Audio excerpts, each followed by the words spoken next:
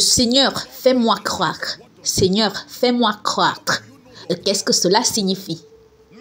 Comment savez-vous que votre prière a été exaucée? Seigneur, enlève la honte de ma vie. Par quelle définition saurez-vous que la honte s'en est allée? Comment savez-vous que Dieu vous a exaucé? Et comment savez-vous que le diable bloque la prière? Seigneur, fais venir vers moi mes aides à la destinée. Ça, c'est merveilleux, mais quelle est la définition? Maintenant, nous prions généralement. Et vous m'entendez prophétiser généralement. Mais quand il s'agit de la vie d'un victorieux, un vainqueur, mesdames et messieurs, il doit y avoir une définition dans votre vie. La plupart des croyants veulent réussir, mais ils ne savent pas du tout ce qu'est le succès et les indices qu'ils utiliseront pour mesurer le succès. Je vous ai aidé dans cette maison et je vous aiderai encore en vous disant que lorsque vous parlez de succès, il y a environ 7 domaines dans lesquels, si vous n'excellez pas, vous n'avez pas de succès. Puis-je faire un récapitulatif pour vous? Numéro 1, très rapidement s'il vous plaît, notez-le. Numéro 1, votre croissance spirituelle, le premier domaine dans lequel vous mesurez le succès. Vous voulez faire des progrès, vous voulez avancer. Numéro 1, c'est votre croissance spirituelle. Numéro 2, la transformation mentale. Vous réussissez dans la mesure où vous adoptez maintenant des systèmes de croyances supérieures qui se traduisent par une vie gagnante et victorieuse. Le deuxième domaine dans lequel nous mesurons notre succès est le domaine de votre transformation mentale. Il n'y a rien de tel qu'un milliardaire fou. Non. Vous donnez à un fou 1 milliard, vous ne l'avez pas aidé. Il n'est même pas conscient parce qu'il n'est pas dans l'état mental de savoir qu'il est en bonne santé. Numéro 3, le troisième domaine pour mesurer le succès est le domaine de l'objectif et bien sûr que vous appelez encore votre ambition. Tout ce que vous voulez faire de votre vie en rapport de vos désirs et de votre destinée. Puis-je continuer? Le quatrième domaine pour mesurer le succès est votre santé et votre bien-être. Vous ne réussissez dans le royaume que dans la mesure où vous êtes en bonne santé et où vous vous portez bien. Votre agilité physique et votre bien-être est un indice très puissant pour mesurer le succès. Je vous enseigne ceci pour que lorsque vous dites « Seigneur, je veux réussir », vous compreniez les domaines, de sorte que votre esprit peut coopérer avec votre prière et que vous pouvez obtenir des réponses. Et lorsque vous les obtenez, vous saurez que Dieu vous a répondu. Votre croissance spirituelle et l'avancement, la transformation mentale, le but de la destinée, la santé et le bien-être. Numéro 5, votre bien-être financier.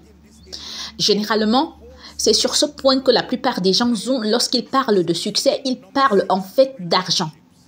Le bien-être financier. Il est vrai que dans tout votre succès, et si vous êtes à la traîne dans ce domaine, vous n'avez pas totalement réussi. Numéro 6, les relations. Le 6e domaine qui mesure et définit votre succès est la qualité des relations que vous avez et que vous appréciez dans votre vie. Vous avez la sécurité à un certain point en fonction des relations que vous avez. Numéro 7, le 7e domaine qui mesure le succès en général est l'épanouissement. L'épanouissement. Vous voulez vous assurer que votre vie compte. Vous voulez être satisfait, sachant que vous servez Dieu et que vous devenez une bénédiction pour l'humanité. Vous ne pouvez pas avoir des résultats cohérents tant que vos désirs et vos attentes ne sont pas définis. Regardez ceci. Si votre toit a une fuite dans votre maison, savez-vous que parfois la fuite peut partir d'un point? Ou laissez-moi utiliser un problème de plomberie. Disons que vous avez une fuite de votre tuyau. L'eau peut s'écouler par exemple de la salle de bain et ensuite elle s'écoule vers le lit et peut-être même s'écouler vers d'autres endroits et même dans votre salon.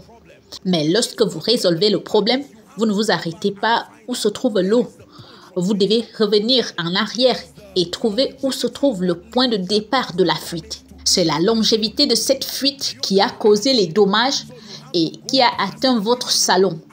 Comprenez-vous ce que je vous enseigne? Donc, vous devez passer par le salon et finalement, vous arrivez au point où il y a problème. Et ensuite, vous vous dites, ah, le problème vient peut-être des toilettes ou des l'évier. Et alors, vous commencez à réparer le problème là. Une fois que vous avez réparé celui-ci, vous pouvez nettoyer l'eau qui s'y trouve et vous savez que vous avez fait du bon travail. Mais lorsque vous laissez la partie qui fuit encore et que vous essayez d'éponger l'eau dans le salon, vous n'avez fait que perdre votre temps. Ai-je raison? Il y a beaucoup de gens qui essayent juste d'éponger les problèmes en apportant des solutions temporelles. Ils n'ont pas encore apporté la définition de leur désir. Il y a des croyants qui veulent être fortifiés par Dieu, mais ils n'ont pas une définition claire. Nous pensons en images. C'est la raison pour laquelle vous entendez beaucoup de gens vous dire qu'ils ont des images qui représentent leur image future. Maintenant, si cela est fait dans les limites des Écritures, c'est très bien. Sommes-nous ensemble? Maintenant, vous comprenez pourquoi le Seigneur m'a donné l'instruction de prendre la carte d'Abuja, prendre la carte du Nigeria, prendre la carte de l'Afrique et la carte du globe. Pourquoi le Seigneur me demanderait-il de faire cela alors que je suis dans une période de prière intense, priant pour le prochain niveau de Koinonia? Et Dieu n'avait même pas encore commencé à me révéler l'endroit où nous nous rencontrerons. Il me dit simplement, va chercher les cartes. Pas étonnant qu'il ait dit à Abraham de sortir et de compter les étoiles. Tu me demandes de te bénir, mais il n'y a pas de définition. Je vais aider ton imagination pour que je puisse libérer, afin que tu puisses comprendre ce que j'ai en réserve. Il dit, compte les étoiles. Il a commencé à compter les étoiles et il était perdu. Et il dit qu'il en serait de même pour ta descendance. Genèse chapitre 15, verset 6. La Bible dit, Abraham crut en l'Éternel et qu'il lui imputa cela à justice. Il y a des choses que Dieu veut faire. C'est pourquoi, mes chers amis, croyez au pouvoir des rêves et des visions. C'est une façon pour Dieu de vous aider à préparer votre esprit. Voyez-vous, quand vous avez gardé quelque chose dans votre esprit, il devient difficile pour le diable de vous le voler. Ainsi, une jeune fille qui vient juste d'arriver à Koinonia reçoit une parole prophétique. Elle vient d'une famille pauvre et médiocre. Elle retourne chez elle et voici l'esprit de la grâce. Vous vous asseyez et vous vous voyez à un endroit dans une croisade, en train d'enseigner par exemple, ou en train de diriger une ONG internationale, bénissant des gens et vous vous réveillez. Je suis toujours dans cette chambre, je suis toujours ici, vous n'êtes plus là. Vous avez quitté cet endroit, c'est juste que vous n'êtes pas conscient. Vous ne connaissez pas le pouvoir. Écoutez, je ne joue pas avec votre esprit. Non, vous avez été capable de recevoir cela. Vous n'êtes plus dans cet état-là. Je vous le dis, c'est juste qu'il faudra du temps pour que votre corps arrive là où votre esprit est arrivé. Mais je puis vous dire que vous l'avez reçu. Au moment où Marie a dit qu'il me soit fait selon ta parole, elle est tombée enceinte. Alléluia. Les consultants qui enseignent aux gens comment planifier, ils enseignent généralement aux gens, par exemple, dans le domaine des finances. Lorsqu'ils veulent vous aider, ils vous disent d'aller calculer combien il faut pour faire vivre votre famille par semaine. Et vous verrez la personne qui prie, qui pleure et qui crie en disant « Je ne sais pas ». À combien s'élèvent les frais de scolarité de vos enfants?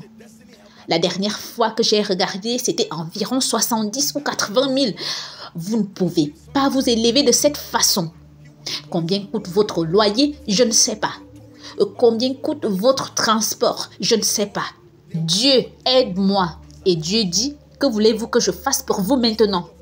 Comment pourrais-je toucher une aide à la destinée pour vous aider? C'est la raison pour laquelle, si Dieu donne à une telle personne 1 million, 2 millions, il se réjouira et se roulera au sol même si c'est ici. Et après 2 semaines, il est de nouveau comme avant. parce qu'il n'y avait pas de définition des désirs. Il y aura toujours des pertes d'opportunités quand il n'y a pas de définition de votre désir. Alléluia. Je crois vraiment qu'une partie de la raison pour laquelle Joseph a excellé était parce qu'il s'est préparé. Il a su que selon la loi du temps et du hasard, un jour, je me tiendrai devant le roi. Cela peut prendre du temps. Il n'y a pas de garantie. Aucune date ne m'a été donnée. Et je dis ceci prophétiquement à quelqu'un. Savez-vous que vous êtes plus proche de rencontrer vos aides à la destinée? Êtes-vous préparé? Vous êtes-vous imaginé dans la salle de conseil? Ou vous voulez jusqu'au jour où Dieu ouvrira la porte et alors vous vous déshonorerez et vous déshonorerez votre destin à cause du manque de définition. Il y a de nombreuses années, laissez-moi vous dire une version beaucoup plus jeune de moi-même. Dans notre maison familiale à Jos, j'avais l'habitude d'aller dans nos dépendances dans la nuit. Vous avez entendu mon histoire. Je prenais un bâton que j'utilisais comme microphone et je crierais à l'arrière de cette maison en prêchant, seul. Je n'ai jamais su que ma mère m'a un jour épié et m'a vu le faire une fois. Et je sentirais la puissance de Dieu que je prêche. Ça, c'était Kwenonia dans le buisson. C'est la vérité. Croyez-vous ce que je vous dis? Laissez-moi vous le dire sincèrement. Si vous n'avez pas de définition pour vos désirs, ils ne se réaliseront jamais. Je déteste être porteur de mauvaises nouvelles. Oh, je serai un grand homme de Dieu. Avez-vous des individus qui représentent ce à quoi vous aspirez?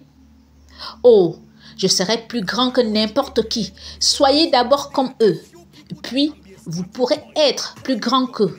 Certaines de ces stratégies folles et aveugles que les gens apportent sont la raison pour laquelle ils ne s'élèvent jamais. Ils vous diront, je serai plus grand que n'importe qui. Ayez une idée.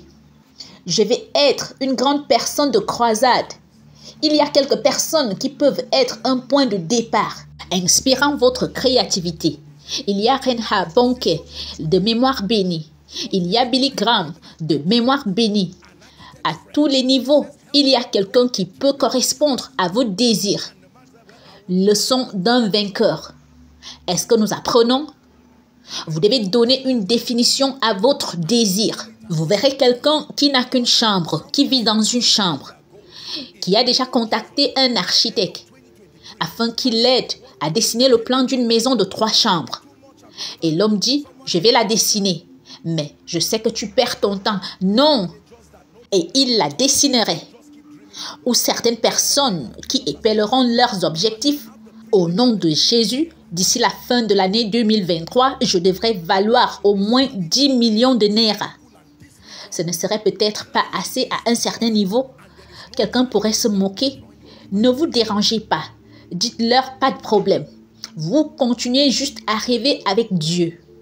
Au nom de Jésus, en tant qu'homme de Dieu, je devrais avoir le privilège à la fin de l'année.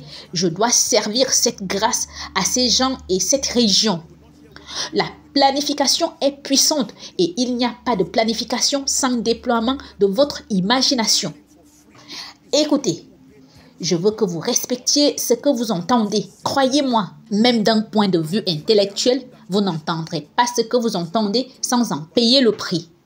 Je vous assure, demandez à n'importe quel consultant et à n'importe quelle personne intelligente. Ce que vous entendez gratuitement est ce que les gens payeront des dizaines de milliers de dollars pour se rendre à des séminaires pour écouter. Je prie et souhaite que vous le respectiez. La leçon numéro 2 d'un vainqueur est que lorsqu'il n'y a pas de définition de vos désirs, il n'y a pas de succès durable. Est-ce que nous apprenons? Leçon numéro 3. Êtes-vous prêts? Les gens ne sont pas vraiment affectés par ce qui leur arrive. Ils sont affectés par le sens qu'ils donnent à ce qui leur arrive. Ce n'est pas ce qui arrive aux gens qui les affecte. C'est la définition et le sens qu'ils donnent à ce qui leur arrive qui cause la douleur et le désespoir. Quelle est la différence entre tomber à l'église et tomber dans un restaurant? Jeune fille, alors que j'enseigne maintenant, si la puissance de Dieu vous porte et vous fait tomber, Vous vous relèverez en vous réjouissant et même les gens vous diront que Dieu vous a visité. Par rapport à lorsque vous tombez dans un restaurant, quelle est la différence? La différence n'est pas sur le fait d'être tombé. C'est la signification que vous attachez à cette expérience. C'est ce qui cause la dépression. C'est ce qui cause la joie. Ce n'est jamais ce qui vous est arrivé qui a le pouvoir de vous détruire. Vous avez associé des événements dans votre vie et vous les avez reliés à certaines significations. Il y a des événements qui signifient l'échec pour vous. Il y a des événements qui signifient la faiblesse. Il y a des événements qui signifient pour vous l'oppression. Ce qui fait pleurer quelqu'un est le désir d'une autre personne. Quelqu'un pleurera et dira « Je n'ai qu'1 million ». C'est la signification à laquelle vous avez associé cela. Selon votre niveau, 1 million est un témoignage d'échec. Alors que pour quelqu'un d'autre, ce 1 million, il en parlerait comme s'il venait d'arriver au paradis. Maintenant, notez ceci s'il vous plaît. Les gens ne sont pas affectés par ce qui leur arrive. Ils sont affectés par le sens qu'ils donnent aux événements. Les gens ne sont pas vraiment affectés par ce qui leur arrive. Ils sont affectés par le sens qu'ils donnent à ce qui leur arrive. C'est la raison pour laquelle le réconfort et le conseil sont puissants. Que se passe-t-il lorsque vous êtes réconforté? Que se passe-t-il lorsque vous êtes conseillé? Vos perceptions sont modifiées, c'est tout. La situation n'est pas nécessairement résolue, c'est votre perception. Par exemple, si vous perdez un être cher à cause de la douleur, ou alors laissez-moi utiliser quelque chose de plus supportable. Vous perdez votre emploi et vous êtes en colère et en colère. Et quelqu'un s'assoit avec vous et vous dit « Est-ce que tu sais que la Bible dit que toute chose concourt au bien de ceux qui aiment Dieu ?» Et la personne dit « Je connais l'histoire d'une personne qui a perdu son travail et qui ne savait pas que c'était une transition pour son prochain niveau. » Et la personne qui pleurait il y a 10 minutes se réjouit soudain. Avez-vous donné un emploi à cette personne? Non. Vous avez changé le sens associé à cette situation. Puis-je vous dire ceci? Quand vous apprenez ces principes, vous pouvez rire durant les tempêtes.